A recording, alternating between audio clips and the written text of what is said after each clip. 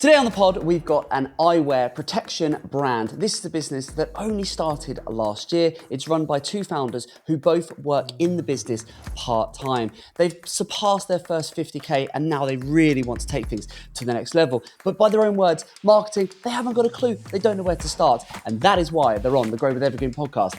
This is going to be a great conversation. Let's get into it. Welcome to Grow with Evergreen, the podcast designed to help you grow your business by providing practical insights into all things paid media, creative and digital strategy.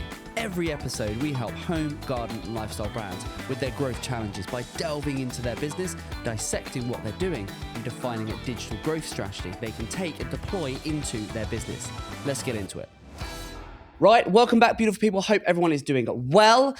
We are talking eyewear today, Yes, we Darren. are. And this is a bit of you, because you do love your Meta glasses. Well, I do, yeah. Oh, have we got them? You they're have right got them. here, yeah. There they are. Yeah. You can't sit here. I was going to give them to you, but actually, no, they don't need more advertising. It's true. That is true. That is true. But yeah, we're talking eyewear today. Not just any eyewear, protective eyewear. You know who loves a bit of this? Go on. Archie. Do they? He actually said he might genuinely buy something from them. Okay. Oh, there you Because go. Chaps, obviously- right. They're listening in the wings. You've got a sale. There you go. Because Archie obviously is in his workwork most nights working on his cars and all sorts. And he's very sort of hands-on. I just saw in the Uncut, actually, yesterday, he's wearing those wild, what are they, like ski sunglasses? Yeah, they are. Like, they're something else. He needs to be a customer of this brand because their stuff is really nice. Well, I mean, and those glasses are shocking. He chose those on purpose as well. So he's a man of many likes. He is. But we're talking eyewear today, protective eyewear, and the brand is Salus Eyewear for those that want to check it out. And I was talking to the chaps in the pre-chat chat. We're joined by Johnny and Brad, co-founders, business that started last year.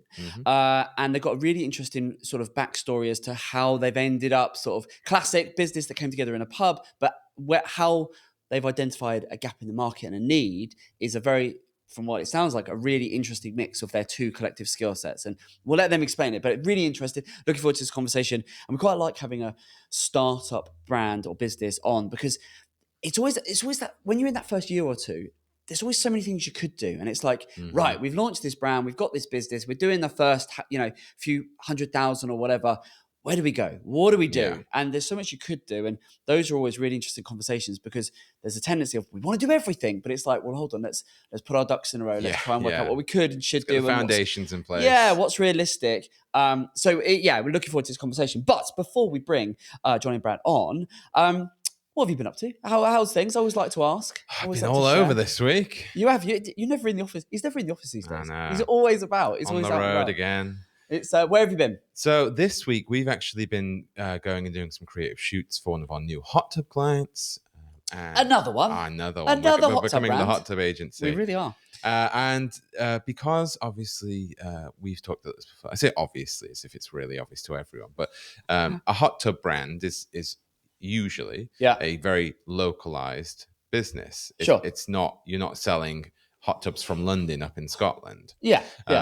And because of that, we always like to make a point of going and filming at the showroom. Now, this brand actually has 6 showrooms. Yeah, they do. So we kind of, we don't change our tune. Yeah. We just means we put miles on the car. That's it. So we know we need to go and film in the showroom. Yeah. It means we have to go and film in 6 showrooms. So, Tuesday and Wednesday this week, and it's now Friday. Yeah. I was out with the creative team. You're going all about it. It's great. And you've captured all of that for Uncut, I think, haven't you? So we'll be documenting some of that for Uncut. Because whilst you've been out and about traveling around the country, the paid team and I have been here. We've been cracking on, and we've done some interesting things this week. We actually have one of our newest clients in, which is Savanac Knives. Yeah. It's not just hot tubs we market, despite popular belief. We do a lot of different home and garden products and garden centres, of course.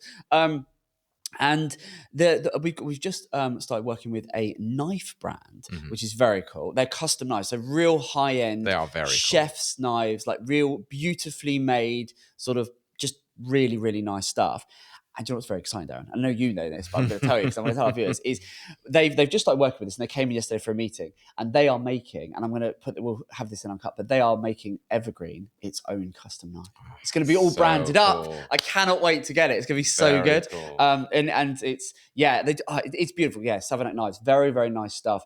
And we're going to do some, that is the sort of product that is so in our wheelhouse in terms of, from a creative standpoint, the things we can do, the storytelling we're going to be able to do with that sort of product. Mamma mia. I've got tons of ideas. And I'm beautiful. already working on the first one. So yeah, it's so good. So we're doing that. And I have to, right, here's something I have to share with our dear Uncut view, not Uncut, pod, Grow with Evergreen. Because we were just talking about it. But with our podcast viewers, this is great. This is why, this is a little segue, but before we bring the guys on, something's happened. We've done something in the last couple of weeks since we've last recorded the pod, which I just love. And it sort of reaffirms why I love running the agency and growing the business and being able to give opportunities, because we're in the middle of doing a big summer marketing campaign, which we do every summer. We do a big marketing campaign every summer, and we like to have a bit of fun with it. And as you will have seen, it for those avid followers of ours, we've put some stuff up on our socials. We've been sending out some marketing packages, some mugs, and we've mentioned it on the podcast twice, some mugs and some tea bags saying, hey, have a cup of tea, playing on the whole Evergreen initials, TEA, the Evergreen Agency. Have a cup of tea and get to know us. And that for us is gold. If you could just get to know us, we know when the time's right, you're gonna, you potentially will reach out, say, we want to work with you. And that's us. We don't sell, we just like to do that. Anyway, we needed one or two people to come in and give us a hand picking and packing all of that stuff because there was a lot of doing. We wanted to send lots of packages out, and we've now done that. And I put a message out on I live just around the corner from the office, and I put a message out on the local village Facebook group, and I said, I run a local business. I've got this, I've got some work. Is there anyone that's, I was thinking like a mum that's got some hours between dropping the kids off, or someone young that's looking for, and I've got a job for 2 or 3 weeks. Does someone want to come in, give us a hand and just do some picking and packing? Anyway, Abby, her mum actually reached out and was like, oh, my daughter would love to do this. She's like 22, So anyway, got introduced to Abby. She came in, she did a great job, and when she was here, she just got her head down and she feels fantastic. But while she was in, she was sort of looking about, and she's looking around, and she's, you could see her eyes were goggling, and, sort of like, wow, look at all this stuff. And she was asking loads of questions. What do you do? And what are the creative team doing? And she was really inquisitive. And so when the, you can tell what's coming, but when the end of that project had finished, I sort of said, oh, thank you very much, this, that, and the other. And I said, do you want a job? Because I just thought, bright young things are rare to find. And I just said to her, do you want a job? And she was just like, I'd love a job. And so we brought her in. And I just love that, because it wasn't a job I was planning to bring in. It wasn't something we were advertising. But I just thought, when you find just, young people, old people, but when you find people that are just really genuinely inquisitive, interested, hardworking, amazing. I've just got, and for me, I love rare. They are that. It's rare. And I love the fact that as a business, it's not the first time we've done that, but it was such a nice thing to do. And she's now come in, and she now sits opposite me, and she's helping us with our social media. And in fact, I've already seen her while we've been recording this. She's already taken a snap and going to put it up on our social. So, but it's just great. And anyway, but that's, for me, that's been my highlight of the last couple of weeks since we did a pod. It's just, giving someone an opportunity. And now she's 2 or 3 weeks in, and she's loving it. And she's just a complete natural and fits in, doesn't she? I mean, I'm having a great time as well, because it's someone who allows me to sort of give all of my TikTok video ideas to, and say, she's got loads. Make it happen. She's got loads of sort of stuff of like, oh, we should do this and we should do this. And in fact, and again, those of you that follow us on you probably would have seen that one of the things she wanted to do was a whole Post-it note thing. She was like, basically, we covered her in Post-it notes, quite literally. Yeah. And then she did this whole thing where we staged it, but where Archie comes in and he's like, guys, where are the Post-it notes? And she turns around and goes, don't know, where are the Post-it notes? And she's like, just fun and creative and very check evergreen. It out on our TikTok. There you go. Right. But yeah, anyways, that's been my highlight for the last couple of weeks. Let's get into this conversation, because we've got an eyewear brand. Shall I go through their application? Very quickly. Come on, whistle, stop us through it. Yeah, so we've got Brad and Johnny on today from Salus Eyewear. And a couple of things we always ask our guests before they come on. Estimated monthly revenue, they've got about 4,000. Yeah, doing about 50K in the first year so far. Yeah. Nice. Any team members? They've said they've got 2 team members. There's actually a third now. So There's actually a third? yeah. Tom's Okay. now involved as well on the sales. Perfect. Yep. Then we always ask 3 marketing challenges. We've never had them so short as what they're. I know these are very succinct, which is great. Which is it's good. You've said to go through these quickly. First marketing challenge: how to do it. There you go. Second marketing challenge: money. Third marketing challenge: where best to focus. Okay, let's go with that then. So yeah, it's almost like the who, what, and what, how. Yeah, a little bit. Yeah. And then what marketing platforms are they currently using? They're using Meta, they're using Google, and they're using Awin. I've not heard of that. It's affiliates. Oh, okay. Yeah. And then what's their current marketing spend? They're spending roughly $700 a month. Yeah, I think it's something to $1,000, somewhere in that. They have just reined in their Google because they said they've left it on full autopilot. And I was like, yeah, don't do that. Don't do it. Don't do that. Yes, yeah. Where do you want your business to be in 1 year? They want it to be selling across the UK and Europe with a lot more wholesale companies and more conversions on their website. Yep. What do they want their business to look like when it's finished? They've said it doesn't finish, onwards and upwards. There you go. And then finally, 3 questions to ask Aaron. They've said, how would you alter our marketing campaigns? I'm sure you've got some ideas. Yeah. How would you alter our website to try alter everything, clearly. Yeah. Okay. more conversions? And how can we improve on our marketing? Brackets, we don't have a clue. Well, let's get them on an elephant then. Come on, let's get into this. Johnny and Brad, are you there? We are. We're here. There they are. How are you doing, chaps? You well? Yeah, good. Thank you. Thank you so much for joining us. Sorry we kept you waiting in the wings there for a minute. Delighted to have you both on. Do you want to just give us 30 seconds, you, the business, and then we'll get into these marketing challenges? Yeah, sure. I can take the lead. I'm Johnny. So my background is web development. I've got a web development agency based in Jersey called iPop. And Salus, as where all great ideas are made, came to fruition in the pub when of course Bradley approached me saying he was looking to try and find a new way for safety glasses to actually look trendy. So Brad, you can And then, so I'm Brad. I have got a construction company here in Jersey called Built. I had the idea of trying to make safety glasses fashionable, I suppose, look better, feel better, so people can more likely to wear them. Collared Johnny in the pub with a pint and put it towards him. And here we are, later. I love that. So, and that's what I was sort of hinting at the top is, so you're, Brad, you've got you're in construction, so you've identified the pain point, the gap in the market that you're wearing. You have to wear this, eyewear, and it's cumbersome. It's not very comfortable. It doesn't look great. So you've identified that, and then, essentially, Johnny, you're the web dev guy. So you've then been able to go, right, we can bring that to life. We can do the marketing of that. We can build the website and establish a product. Correct. Love that. And then, and you Brad, you're the one that now looks after in terms of the design and the operations. So you're in the business in terms of, because I asked you before, I said who does what. So you're in terms of the product itself, who designed that, who owns that, how have you created the product and brought it to market? Yeah, so I was sort of the head of designing of the glasses themselves, and run the operations at the moment. But it was a matter of finding a manufacturer, which we did, and then it was this sort of long talks backwards and forwards, emails, sketches, designs, sketches back and forwards. Obviously, they knew what the regulations required. Sure. And obviously, they're regulated under EN 166, which is a safety glasses standard, for certified FTK and N, which we can go over later. Right. But so we went through all that stuff that took about a good year to actually come up with the 2 shapes that we've got, which are Flux and Nova, square shape and a round shape. That all conform.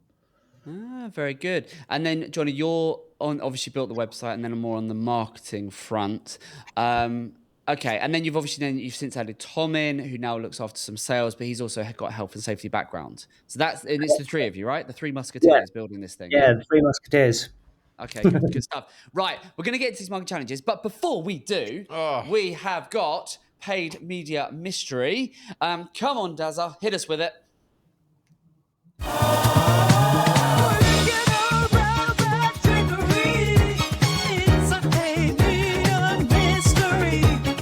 That's right. It's time once again for your favorite part of the show, of course. It's paid media mystery, and it's the time where I get to ask Aaron and our guests a multiple choice question about the industry that we're talking about today. And of course, the best part is that you guys at home get to listen and play along as well. So today, our question is, what is the average conversion rate for eyewear e-commerce websites in the UK in 2025? So your answers to choose from are A, 0.9%, B, 1.6%, C, 2.8%, or D, 4.2%. So again, that's what is the average conversion rate for eyewear e-commerce websites in the UK in 2025? Read the numbers out again. So 0.9. 0.9. Yep. 1.6. Yeah. 2.8. 4.2. Oh. What do you reckon, chaps? I would say 2.8%. Yeah, I'd pretty agree with that. You're going to go 2.8? Oh, that's tough. I'm going to go... I'm going to go, just to be different, 1.6, the second one. Okay. So the correct answer is B, 1.6%. Yes. He's not been in this marketing game for 20 years for nothing. There you go. Okay, 1.6, yeah. Because they have a high consideration nature. Yeah. And so, yeah. I would have thought that, 1.6. just simply because I'm just thinking from my own experience is, I used to go to the shop, in terms of like for prescription. I would have, I think eyewear, it's one of those things, unless it's a repeat buy, it's a hard thing to buy online. This protective stuff's slightly different because it's going to be, but you chaps, you're going into the prescription side potentially, aren't you? You're looking into that. Yeah, I got that one wrong, but maybe we're doing well in terms of conversions then. Well, that's the There you go. I love that. Look at that. He's just like, well, the industry may be 1.6, but Yeah, 2.8 because above the norm. that's how we roll. I love that. Well done, There sir. you That is a go. very good way to end that. Lovely stuff. Well done. Media mystery. But yeah, That was very slick. Right. Okay. Let's get into these marketing challenges. So, business launched in August 2024. Done about 50K or so, self-funded, as you say. You're dabbling with a bit of Google, a bit of Meta, doing a bit of affiliate stuff, spending about £1,000 a month. Talk to me. What is your biggest sort of gripe marketing challenge? What's keeping you up at night right now? I think it's our cost per conversion. So obviously my agency's helped get us off the ground, but in terms of e-commerce, it's not our speciality. We probably need some help in terms of specialists to help grow the Google ads and optimize it. Same with Facebook and Instagram ads in terms of driving sales. Obviously, budget is an issue because we are self-funded. So it's just trying to get the balance and picking the right avenue to go at first, rather than doing everything all at once. So what have you done? What have you done so far? Just in terms of, let's look at Google, the ad side of things, right? Because if that's where is that most of your marketing budget, or the pot of money that you've got that you put into marketing right now? What marketing activity are you doing? Is it just ads, or are you doing anything else? So we've got Google Ads, like a PMAX campaign that's generating slightly more than what it's spending. And then we've also got Facebook and Instagram ads, and it's about 500 on both platforms across. And Facebook and Instagram seems to be generating a lot lower cost per conversion, around £20 per conversion. Sorry, say that again. It's around £20 per conversion on which platform? On Facebook and Instagram. That's what it's costing you, or that's what it's generating? That's what it's costing us per conversion. And what's your average sale on that? So if it's costing you £20 to buy a customer. Yeah, and then it's generating us around £40. So, okay. And are you making any money on that? Does that work for the business or not? Pretty much breaking even at the moment, but it's generating us a customer, and then we're getting repeat through the. I was going to say, well, let's just go back to sort of basics in terms of numbers. So what is your average order value? Average order value is £53. 53. I love that you know that. Average order value is £53. Lifetime value, I appreciate you've only been going a year, so it's going to be difficult. But do you see a repeat purchase there or not? Yes, 100%. There's definitely going to be repeat purchases. Okay. Although the idea of our glasses is for more sustainable, so people don't just wear them once and throw them away like they do on sites. But the more people use them on a day-to-day work, they are likely to get damaged and would need replacements. And what are you seeing with regards to repeat? How often are people repeating? Again, it's hard because it's only been a year, but we do. Have you seen much of that in this past year or not? Yeah, we've had influencers. I think repeat customers is 20%. Okay, so and a repeat purchase, would that be of a similar sort of value? Yeah, and then we've also recently started adding like cases as well, so it's helping get the order value up. So yep. I think I mean, and that's I think is a key thing, is what else, are there any additional products like the accessories and the other bits and bobs? I think that would be a good thing, because I think as a general rule, I think when you've got a product that is with the average order value that is, under 50 quid, but anything around that marker, I think it can be very difficult to make Google Ads work. It can work, but I think you're going to have to be extremely efficient with the cost per click to the cost per, the CPA, the cost per acquisition, if you factor in. But it really depends. I think what we need to do with this is sort of zoom out a little bit, because you're both working part-time in the business right now. So where do you want to take this business, in as much as where do you want it to be in a year or two from a number standpoint? Because I think that's really going to define the best route to market, and the approach you're going to take is how aggressively do you want to grow, basically. Yeah, so on average at the moment we're getting around 100 to 120 orders a month. Ideally, I'd like to be doubling that within the next couple. Well, before the end of the year, we would like to be doubling that. In terms of monetary value, it'd be good to get to 200k next year. There's no reason why we couldn't do probably more if we get a lot more wholesalers on board, helping us push the product as well. Yeah, and that's, obviously we mentioned that before. You said about, at the moment, the website's about 70% of the sales, and then wholesale's about 30. I mean, on the wholesale side, what are you doing to market that? At the moment, it's just more LinkedIn outreach, direct to using Sales Navigator, targeting specific wholesalers that we feel would be suitable for us. You sending them any products? Where those that engage with us, we send the product, and then also through Instagram, Bradley's been reaching out, creating a pool of influencers, and they also have connections in the industry. I mean, I would be sending the product, with a nice cover letter and then an email sequence on the back of it, like getting the product in the hands of those wholesalers. If you send that out, that'd work a treat. I would be doing that. And I know there is a cost to obviously doing that, posting it, the cost of the product. But if you compared that to, the cost per click, I'd suggest that's pretty, that would be money well spent.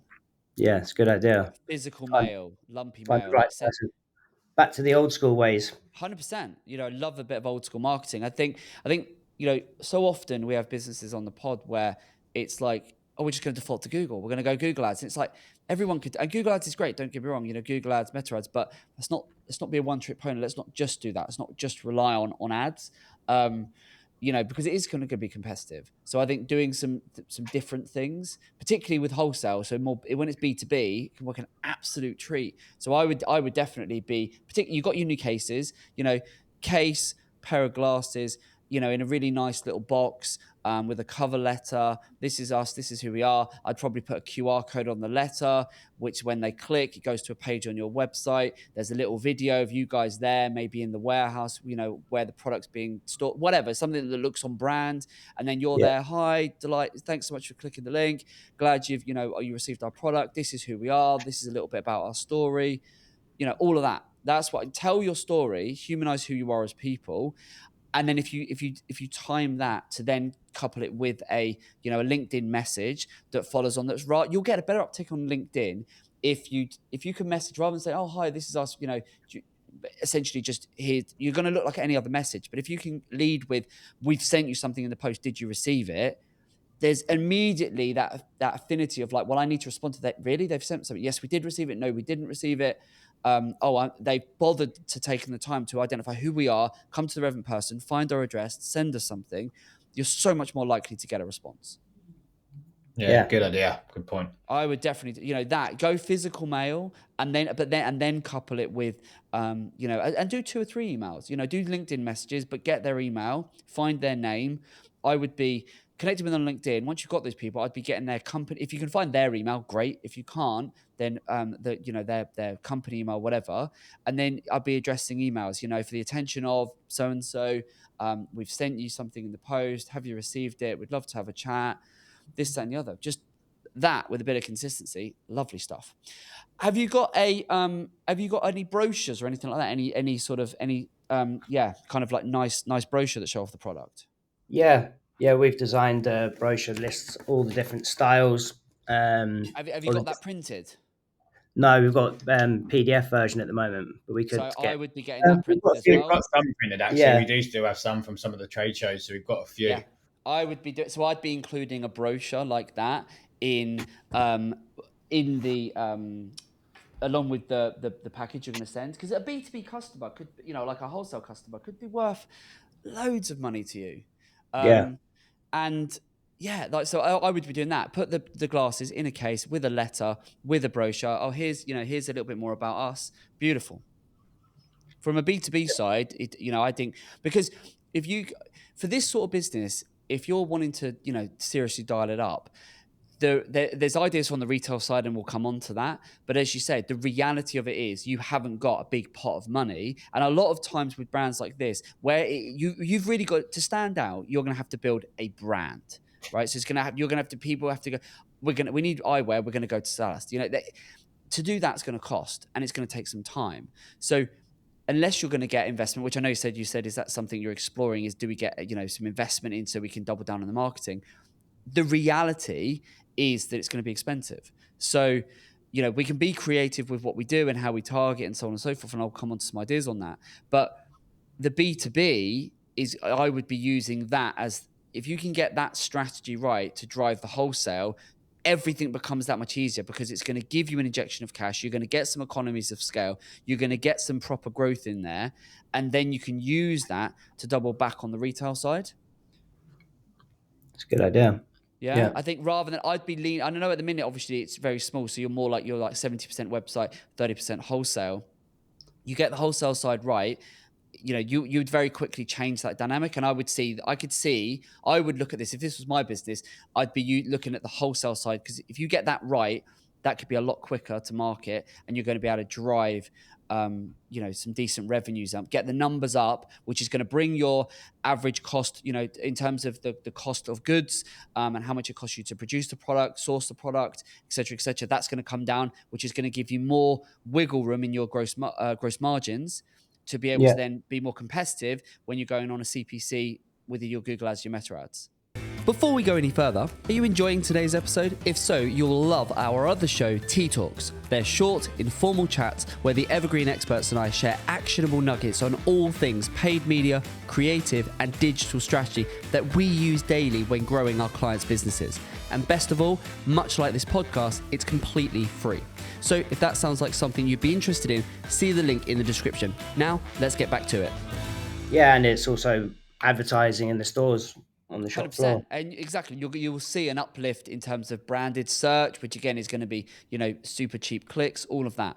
So the play I would be making is, right, let's identify the, 50, 100, however many key wholesalers and B2B partners, contacts, all of that good stuff. And you could take the same approach with the influencers.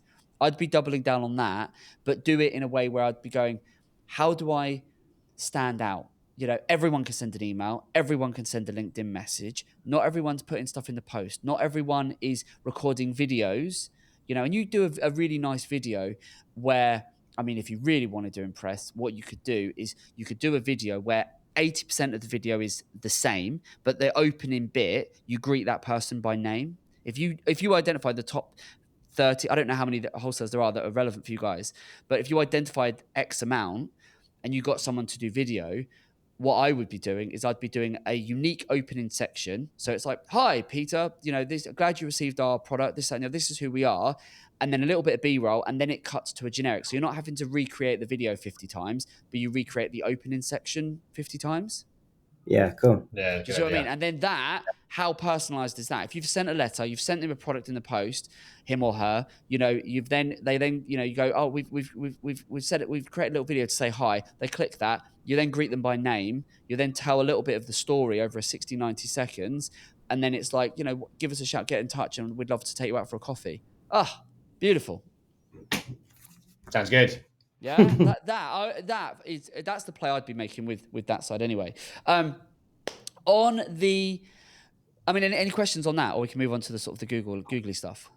Oh, that sounds good. I definitely agree with that as well, because the whole wholesale side of things, like we've said, it's so easy to get ignored. Yeah, and then once you get the wholesaler involved, it's just so much easier because it's larger bulk orders, which just go out every now and then. It's creates a lot less. You need to get some volume into this thing. You need to get it so you get a couple of 6-figure orders that literally changes the game. And that, for me, I wouldn't be looking at this going, there's two parts, and this is why I said it earlier, is where do you guys want to take this? You can, if you focus on, the retail, and you just sort of chip away, and you're going to have to sort of rob Peter to pay Paul, and we're going to put a few quid in here, like, you'll get there, but it's going to take you a minute. What you want to be doing is thinking, well, how do we get this business fundamentally changes is if you can get 1 or 2 6-figure orders into the business, you're off to the races. The whole thing just changes. Everything becomes a lot easier. Wholesale's going to be the way to do that. So but you're going to have to stand out. You're going to have to do things, a bit different. How many wholesalers would you say there are? Like, how many would you, if you were to put a list together? Wow, there's a lot. Is there a lot? Are we talking like tens or hundreds? I'd say thousands. Oh, really? Wow. Okay. Because you have the big group companies that have then all got like their different like shops, multiple shops, and then different names underneath them, and so on and so forth. So there is a lot. Yeah. Well, you could tier those. If there are thousands, then you could obviously do your research, and you could tier them in terms of, well, we'll go at this level first, and whatever. But that's something for you to go and it will be an investment. But it's very similar to what we've done. We do stuff like that, and we advocate our clients to do stuff like that. Is diversify what you're doing and get super creative with it, and sending physical mail can be great. So particularly when it's B2B. So I think there's food for thought there. Have a think on that. I think with Google and Meta, just remind me, so you're spending about 500 quid on a Performance Max campaign. Is that about right? Yeah, we recently increased it. So previously we were doing about £500 a month, and the cost started to come down. And then last month we spent 980 on a PMax campaign. It generated £1,200 sales, so pretty much breaking even. Okay. And but you said who's running that campaign? It's running on autopilot, right? Yeah, it was set up by our team. But they're not necessarily e-commerce specialists. Yeah.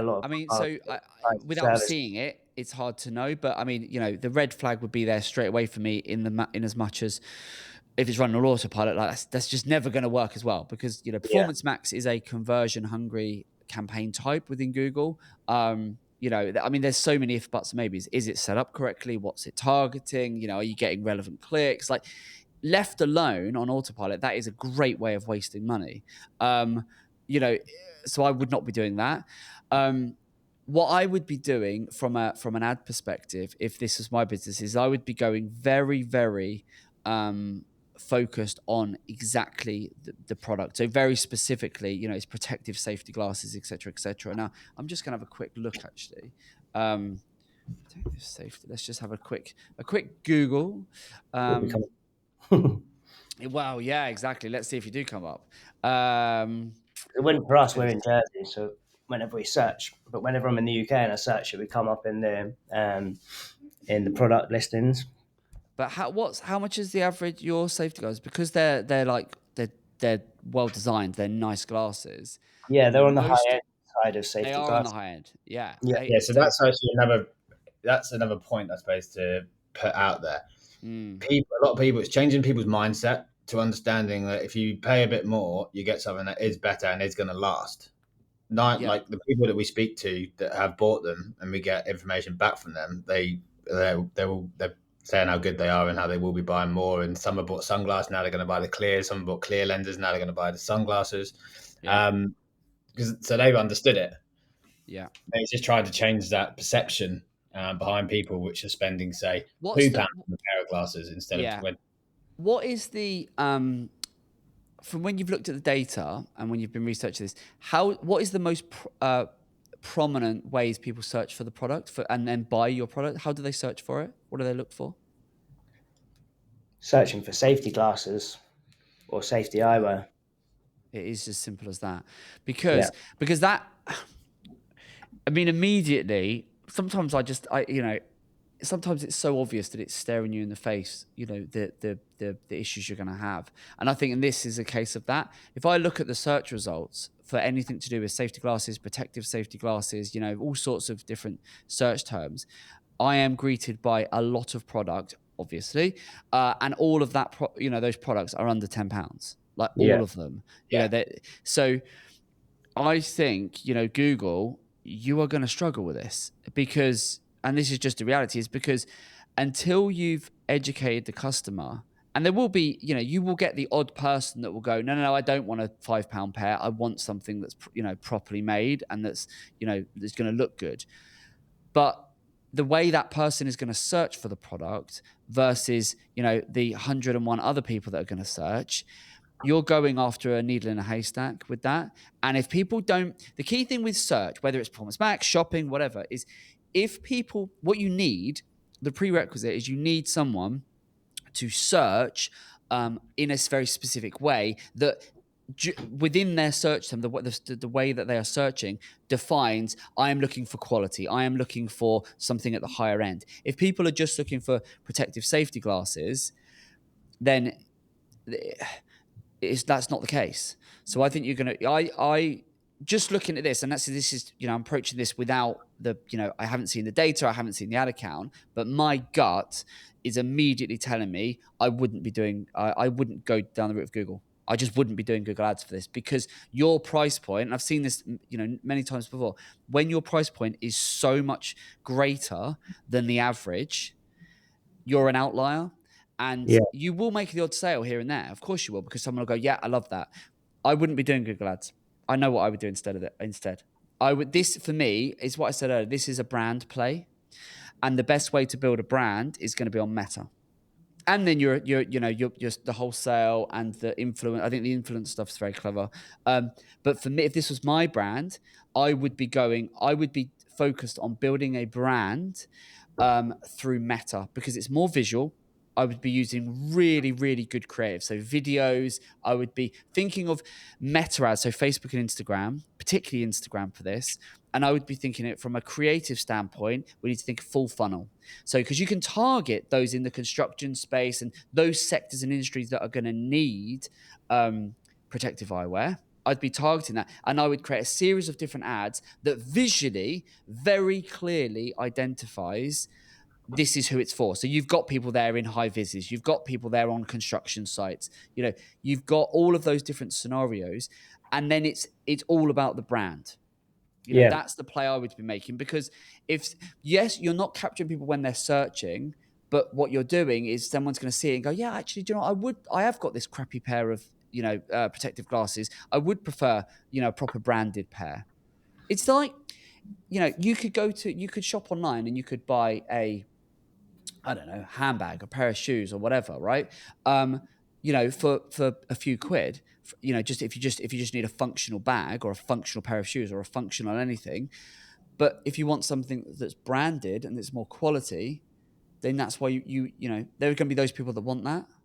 Yeah, and our glasses, we've got like USPs compared to the £5 pairs, like anti-scratch lenses, anti-fog, and But obviously that's what you get in the creative. That's the yeah, messaging that's of what the you probably get that creative. in Google ads. Yeah, you need to, but you can't. It's I think for this business, sometimes I don't even. It's so obvious to me. I'm just like I don't need to. I almost don't need to delve more into Google. I just wouldn't do Google. If your glasses are looking on your website, they're 30, 40, 50 pounds, and then I'm looking on here and I've got dozens and dozens and dozens in the shop in Google Shopping, and they're all 2, 3, 4, 5, 6 pounds. There's no way Google's working for you. Yeah. I just don't believe it would work. It's so when you're bigger, when you're more established, then you could run some brand on Google, and you've almost got then when you've got economies of scale and you're a bigger business, you could then start to dabble with Google, and I would start to at that point, because then you've got the money to go. We can use this as a loss leader. We can educate our consumer, and you then can start to compete. But common sense, and I always use common sense commercials. Common sense to me would say, if I search for protective safety glasses and I see a load of shopping cards along the top of Google search results, and it's like £2, £3, £5, £3, £4, £45, there's no way I'm going near that one for the most part. Now, there will be the odd person that does, but most people won't. Yeah. And you don't have the budget to be able to waste those clicks on all of those people that are looking for the £2, £3, £4, £5 in the hope of getting the odd person that's happy to spend 50 quid. Okay, that makes So would you say literally completely close down Google Ads and move all that marketing budget over to Meta with what we've just gone over just then? The only thing I would do on Google, but again, I would need to see the data, is potentially run brand. So if someone's looking for Salus Eyewear, I would maybe run that, but you could run that at like £5 a day, and it would just, so that if someone searches, I would mainly see that as a brand credibility play, and I would go, that's probably worth £100 a month for if someone searches for us by brand, particularly because you're doing the wholesale outreach. If someone gets your thing and they get this, they go, who are these guys then? And they go onto Google and they look you up, because you're a new business, you need to be seen. So from a credibility standpoint, I would look at it and go, right, that's worth £100 a month from a brand perspective. And you might make the odd sale through it, but I would use it as credibility. So I'd be chucking £100 into branded search, very specific, exact match, branded search on a search campaign. Outside of that, I wouldn't be doing anything else on Google. I think it's a folly. For where you're at in business, I would be putting my money into Meta. But with great creative. Don't start Meta don't do Meta properly until you need really good creative. So I would be thinking of it like a funnel and go, right, what are the different primary sectors? Construction. I mean, give me a couple of other examples. What other sectors would need protective eyewear? Like construction, manufacturing. You got joinery, I suppose that comes under construction as well. We've got the automotive trade. It's beautiful. This is so. This could work so well. Could you also do like sort of doctors and nurses? Or? Yeah. Well, yeah, we actually and labs. We've had some orders from laboratories in London. So what you do, you picture each of those. It's very easy to picture someone, in a sterile environment in a lab coat, someone, in a garage mechanic type role, someone in a building site in a construction. Like, you're gonna have to stage those visually, those looks, and then you all get them wearing the glasses, right? And then that's what you're gonna want to do, is stage that, but then you get across in the ad. And you use a combination of still graphics and videos, but in the ad, you then get across the key, they're scratch resistant, they're this, they're that, they're all of the USPs of the product. Like, you get those across, and you focus in on the brand. And then what's great is someone goes on the website, right? You're immediately hitting them with, these, I can see people wearing the glasses, they look good, this, that, and the other. You've already got the website. It looks great. You've done a great job building the website. It's a really nice website. So it's very easy for someone to sort of go, this is a brand. You look bigger than you are already. So if I was to see that on Meta come across, and then if you're active on your socials as well and you're pushing stuff out, beautiful. Someone can see the story. You've got an Our Story page, so someone can read the story. They can then buy the product. So would you on those? Sorry, yeah. Would you obviously when we're saying like the different industries there, would that be a separate campaign for one of those industries, or would you have all of those industries in one video and have that going across all if that makes sense. I would test it. I would mix it up. I think having a really nice video where you could, go between bang, bang, bang, bang, bang. Sort of a hero video. Like a hero video, beautiful. And I would then repurpose that have it as your hero on the website as well. Because I need to come in and I need to say, oh, there's people in a lab coat like me. Oh, there's people on a construction site like me. Oh, there's people in a mechanics garage like me. It needs to be very relatable to go, oh, it is people like me that buy the product. And I would have that for continuity on the website as your lead. So you kind of got that, but I would take it to the next level because in terms of, and I would also have some social settings, which is what you've got. Someone sitting there having a drink. I would have a bit of that as well, but I would lead in with the sector. And then I would do the same on the meta ads with a video, but then I would also have very specific campaigns and creative for the different sectors potentially. It'd be worth testing. I think what's interesting is so while you've been talking, I've looked at one of the tools that we use to look at meta ads, and I've searched for protective eyewear. Yeah. And the only thing that has actually come up that is genuinely protective eyewear is there's only one brand, and it's an American brand. Okay. Which, I mean, that shows me that there's plenty of room there. 100%. It's that this is the play. This is a game changing play. You do this, but you need really, really good creative, and you need enough budget to put into it that Meta can learn. It can really sort of figure out, okay, who you're targeting. And that's why you're going to have to really craft the copy to make sure that the copy on the ad really, really sings and really conveys what it's going to do, it needs to do. And then really, really great creative. And then you play on the brand, you focus in on the brand. So yeah, that alongside the wholesale stuff with the send the product with a really nice glossy brochure, beautiful. And then you could even do, like, as part of your the creative on social, you get someone, flicking through the brochure, wearing the glasses. You want all of those back of mind thinking things that will make someone go, this is an established brand. Which is if you've got someone there, really slick videos, that's going to help achieve that. Someone flicking through the brochure, oh, they've got a brochure. It's all that back of mind thinking that's going to go, yeah, I need a bit of this in my life. Yeah. Would you recommend TikTok ads and TikTok shop? Maybe. I mean, maybe. What I would avoid doing is spreading your budget too thin, right? Because it's very tempting to go, well, we'll do a bit of this and a bit of that. And, if you've got a limited pot, you don't want to be spreading it too thin, as you just won't get statistically significant numbers in, which then makes it very hard to, draw any conclusions. So if this was my business, I would stay one course until it's successful before you start deviating. You do it your first year, 50K turnover. I would be looking at this.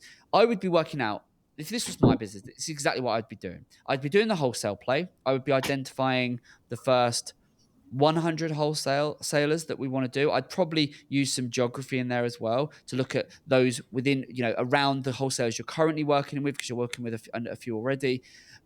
I would be in my outreach letter, I'd be referencing and name dropping who we work with already. Oh, we already work with so-and-so and so-and-so and so-and-so. This is us, we've sent you a product, doing what we said, connecting with them on LinkedIn, personalized video. Like, I'd be doing all of that. To the whole wholesale play. I would then be looking at, right, in the next couple of years, revenue-wise, where do we want to get to? Okay, we want to be 2 years, 3 years, we want to be doing 3, 4, 500,000, whatever that might look like. I would then be looking at and go, right, what role do we want wholesale to play? What role do we need the retail sales to be playing? And then I would basically, you're going to have to, at this place, because you're bootstrapping this, unless you bring in investors, I'd be looking at, right, what is the most we can afford to invest into ads, and what level of return do we need to cover our costs and make a little bit that we can reinvest back into ads. I wouldn't be looking, you're not going to realistically make any money off of any ads you run in the next 2 or 3 years, because everything you should be making, you're going to be pushing back in. So I'd be looking to go, it needs to wash its face. That's the only purpose of ads for me, is what I would be looking at this. I'd be going, we're not going to make any money on it.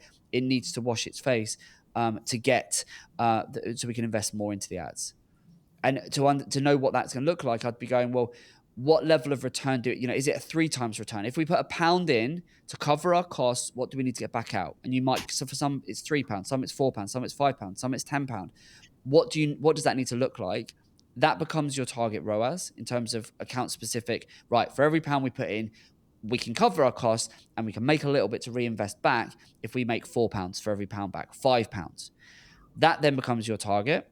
And I would be going, right, if we want to hit 6 figures of retail sales and we want to be doing, we need a 5 times return, we need to find 20K to put into ads. Yeah, because it's a 1 on 5. So then you can go, right, we need to be putting 20K into ads. And then I'd be looking at that, getting the great creative done.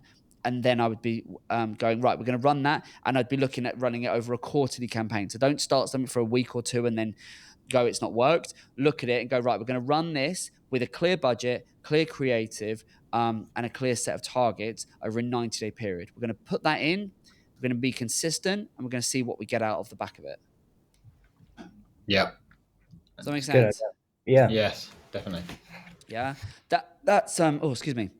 That's where, yeah, that's my approach to this. That's good. We're obviously learning as we go. It's not, we've never had a everyone product is, business, right? and we're all learning. Yeah. That would be my play on this. I really don't. I almost don't want to overcomplicate it by going onto anything. Like I know in the pre-chat chat you mentioned Amazon. I wouldn't be doing that. Amazon can be. You're too early for Amazon. Amazon will be. If you think Google's expensive, Amazon fees will be something else. You're not at the stage with Amazon. Amazon is a great pound turning exercise. You go on Amazon, you will make more sales, but you will not make any money. So what I would be looking at Amazon is, when you're established, I would get this business to doing, 3, 4, 500,000. I would then look at Amazon as as basically a loss leader. And because Amazon is a great exercise to increase brand awareness, because people are on there. So, but you need to be more established to make that work, because then you can give Amazon the product and you can sell through Amazon. You're not going to make any money on Amazon, but what you can do is you can use that to increase brand awareness, and then you'll see off the back of that more, brand affinity, brand loyalty, people repeat purchasing because they'll go, oh, I want another pair of Salus glasses, etc., etc. But you're not at that stage yet. I wouldn't muddy the water by trying to overcomplicate Amazon. Put that on the roadmap for 2 years' time. Yeah. Okay. Yeah. Yeah. Focus on Meta. Yeah, I would go all in Meta with great creative, some branded search on Google, and then just go and have some fun with your wholesale. You do those 3 things, I think you would absolutely grow this business, and I think you'll grow it faster than you probably think. Cool. Yeah. There you go. Any other questions? No, I guess yeah, we just need to focus on one specific thing rather than trying to be a master at all of them. Like you say, just you said it, baby. That's it. Everyone wants to, and I think this is it. And this is why, hopefully it's been useful, because everyone wants to, yeah, as you say, do everything, wants to run before you can walk. Stay one course until it's successful. Don't try and overcomplicate stuff. And I think, like, I'm just looking at your questions, you sort of said, the first one we've answered, how would you alter the marketing campaigns? But then you also said, how would you alter the website? The website's great. Don't overcomplicate it. I think so often it's such a folly that people think they need to, we need to reinvent the wheel. Our website's not working. No, it's just, you're an early stage business and you're trying to spread your things to think, and you're always trying to think about the next thing and the next thing before you've really given, the one thing a good crack. What I always say is, whenever you're on a journey, specifically in a car, and you're stuck in 3-lane traffic jam, the best course is always to stay in the lane that you're in. Yeah. Because it's been proven. Yeah, you always move. That you always move quicker when you stay where you are. Yeah, exactly. That's a good way of putting it. But yeah, I wouldn't. There's lots of things you could do, and there's lots of things that you probably will do in time. In time. I would be looking from a product perspective. What other accessories could you add? I think to get that out, give people a reason to come back and buy again. And try to think if there's anything else, but yeah, more accessories would be good. Like, could you do like glass cleaner and all of that sort of stuff? Lanyards. Yeah, we've got that potentially down, and we've got lanyards that should be hopefully here within the next 2 weeks. I'd assume. There you go. All of that. Yeah. So more complementary products. Double down on wholesale and just get creative. You're going to have to look at the wholesale stuff as a loss leader in terms of send some product out. But you'll get a return on that. That will work. That will 100% work. And then just go all out on creative on Meta. And obviously, if you need a hand doing that, give me a shout. We can, that's our wheelhouse. But yeah, really, really great creative on Meta. where something I've said this to a few people over on the pod over the episodes is the approach I'd be taking with this in terms of from a brand positioning is I would have the mindset and the mentality that you're already a 7-figure business. If you approached your marketing, your creative from a perception perspective of we're already the market leader, we're already a 7-figure business in this space, we own this space. If you give that perception through your creative, and the creative reflects that in terms of it's got that premium feel, it's just like this very slick and it's just beautiful, people are going to go, well, this product's clearly worth the investment of 50 quid for these glasses. I much prefer that over the 5 quid pair. Yeah. Good stuff. Well, look, chaps, if we've got nothing else to go through, then I'm gonna leave you there because I don't want to overcomplicate it. There's a few bits and pieces to work on. You'll have to come back on, in a year when you implement all these things. Would you be up for doing that? Definitely. Yeah, sure. Hear how you guys, in a year, come back, and then once you've done the wholesale thing, you've doubled down and built the brand on Meta. Come back on and tell us how it all went. For sure. Yeah, definitely be keen on that one. Good stuff. Well, look, guys, thank you so much for being on. It's been an absolute pleasure. For those of you that want to check out the brand, go to Salus Eyewear, which is SALUS eyewear.com. Can I just make a point as well? Go on. While you were talking, I actually looked up what Salus means, and I think they said, what does Salus mean? Safety. In Latin. It literally means safety. It's beautiful, isn't it? It's so good. It's so good. It's really slick. You guys have done a smashing job. The website looks great. The branding looks great. The website looks great. You got all the ingredients there. It's beautiful. That's why it's so exciting. You've got all the right ingredients with the right marketing approach. Oh, it's good. I love it. Guys, thank you so much for being on. The best of luck with the business. Keep in touch and and then reach out to us in a year and come back on. We'd love to have you back. Thank you both for your time. So Cheers. It's been a pleasure. All the best. Speak soon. Take care. Wow. That was good fun. They were good guys. I like those. I like those guys. They're sitting on something really good there. I think that, again, it comes from a genuine place of they've identified a gap in the market. Yeah. And I think your point with the whole Meta thing, if no one's doing that, mamma mia. Like that, that's beautiful. There's so much room there. And I think even that American company that I saw, they had pretty decent creative there. So I mean, that's something to look into for inspiration. Exactly. Have a look at that. Well, do you want to? I'll tell you what. Can you I'll talk to them. Send the chaps send them the link so they can check out and they can do their research into that brand, help them on their way, so they can get an idea of flavor of what they're doing. We'll send that to them. That was good fun. Right, you know what time it is now? Well, I think there's someone outside, Aaron. Oh, is there really? Oh my goodness! There it is. What's going on? Someone's doing the doorbell. Come on, then. Let's see what's happening. Google, oh man, I got you down. Baby, problems, not in our town. Audio listeners that are going, what on earth is going on? That's Darren very slowly. I've got to defend myself here because it's not me, it's the system. I'm clicking. It's just taking about 2 or 3 seconds to actually come in. Fine. I think we're going to need to quicken the pace on that and quicken the pace with the very slow. Well, yeah. It's all good, but these are the things we do. There you go. Look at this. Right, for our audio listeners, they're going, what on earth? We have our... It's like the dove from above for those that of a certain age, but it's not. It's we need to come up with an equivalent. It's like I don't even know. The something in the envelope. I'll come up with something. We need something. Anyway, this is the point where we've now started asking the last few episodes, which is really good. We're starting to, and Abby's going to be doing more of this on our socials, is asking people for their paid media problems. So if they've got a question, basically, a very specific, like, how do we do this? What does this mean? Then we ask some people to ping them in, and we're starting to get people send things in, which is great. And I'll just sort of give my thoughts on it. So this one is from Sam. I don't know if that's boy Sam or girl Sam, but Sam. It's a outdoor lighting brand. They've asked, how much creative do I need? How much creative do I need for cold and warm audiences? How much creative do I need? Do you think they mean what different types of creative? How much? I guess they mean in total. How much do they need? How long's a piece of string? Well, I guess So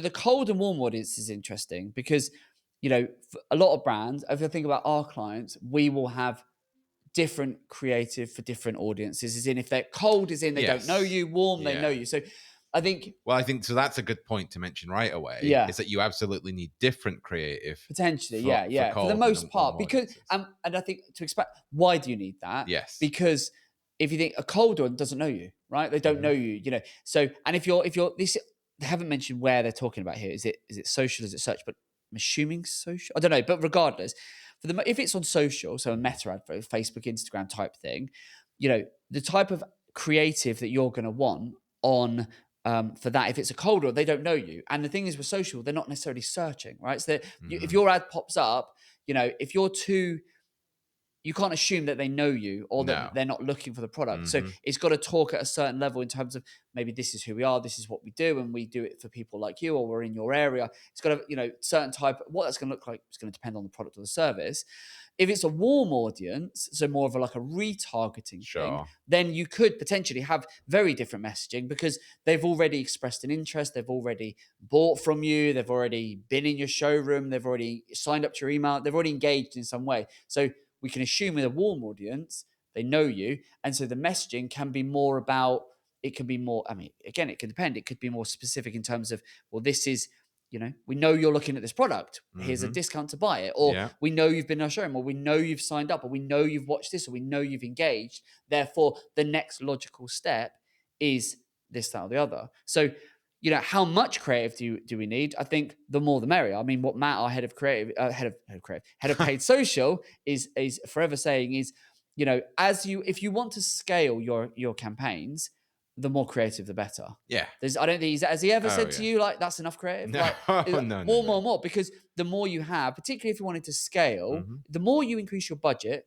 the more you need to increase your creative. And within that is, I think, what this person's getting at in terms of, the cold and warm. Yes, you're going to need variety. Yeah. And I mean, let's just think, do we ever use, I mean, sometimes we would use the same creative with the same sort of calls to action, same messaging for cold and warm, but not very often. Not very often. We might just change the copy a bit. Yeah.